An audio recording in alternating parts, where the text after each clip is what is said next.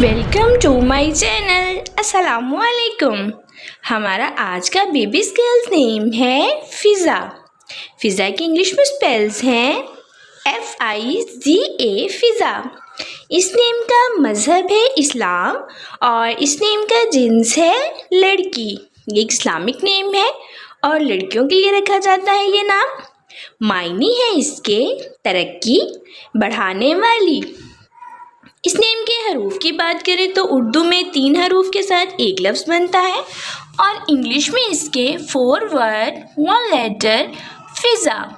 इस नेम की तफसील है फ़िज़ा अली, फ़िज़ा नूर। इस तरह से हम ये नाम रख सकते हैं। आप भी अपने नाम का मायने जानने के लिए कमेंट्स में अपना नाम लिखें और मायने जानिए।